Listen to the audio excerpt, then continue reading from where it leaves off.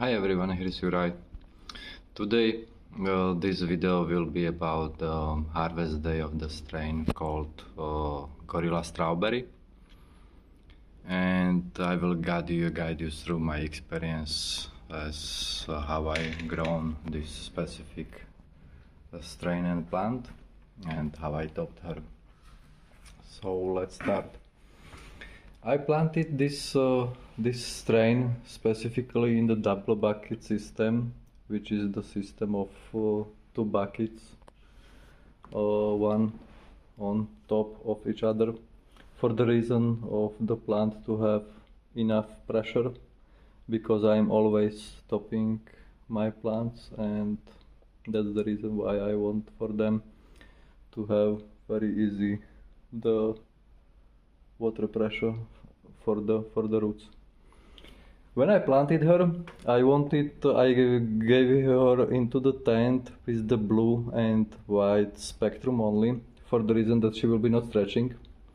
But I gave her a little bit too away from the light, and when she was day 2 or 3, during the night she made the stretch, interestingly, that way that at the morning when I found her, she was collapsed on the side of the soil. So I immediately built the structure around her trunk, and that structure holded her. She immediately started to grow and develop. There is also another video where she is mentioned. And I topped her first time on the day 14 after second node. So what was left was the side branches from the first node, which are the first ones, and the two new tops after second node, and those I topped again at the day 21. So first topping day 14 after sprouting, and second topping day 21. Together I've got 6 main colas, and I bended those little bit outwards to get this type of the structure for the plant from the top, which can be seen, right? How she looks from very top, and those main colas and side branches are basically in the middle. From this perspective, that she experienced that little bit hiccup at the beginning, those 4 main colas didn't reach the same height as those from the side branches, which is quite interesting, but still there is quite dense and heavy buds and calyxes behind those structures, which looks really nice when one check the calyxes, that how they looks as developed, as fully matured. The potency of the resin is 100 milky. I also wanted to harvest her with 100 milky resin without any oxidation in the trichomes. From this perspective, this has been achieved. Entire structure of entire plant has full potency without any chemical change or degradation to different compounds. So what's there, it's there. The entire grow was, except first a hiccup, completely cool and without any issues. Topping I started after 3rd week with the NPK, with the Calmac, with also micronutrients. Those are also very cool to be added. This is the structure from the side of the entire plant. And yes, what I forgot to mention, this is day 70 76. So she is finalizing 11 week.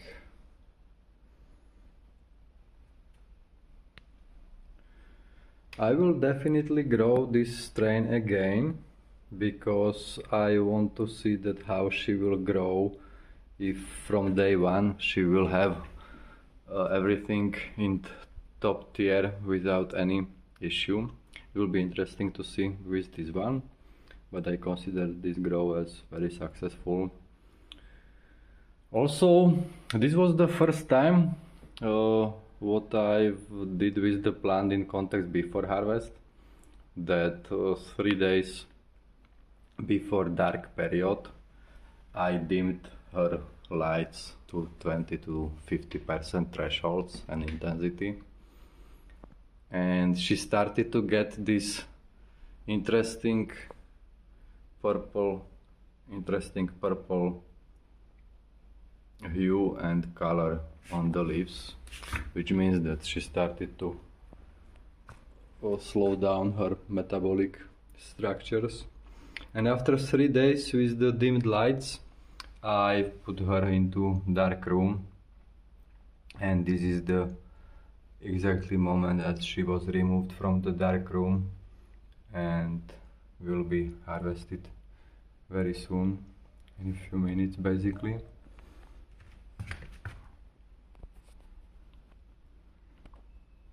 As I measured calyxes, that was basically the first time as why I did it, because I never measured calyxes on the strains before, just from the curiosity that she started to build them up from the very beginning of flower stage, and those are almost 1 centimeter wide. It's 0.8, 0.9 centimeter, and some of them reached 1 centimeter.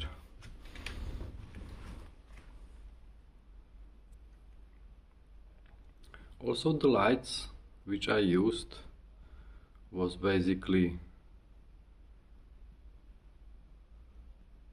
150 watts full spectrum, and two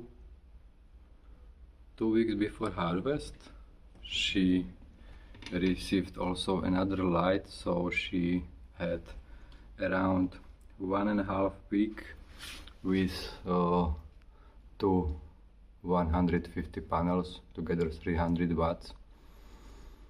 Then I dimmed one panel a little bit.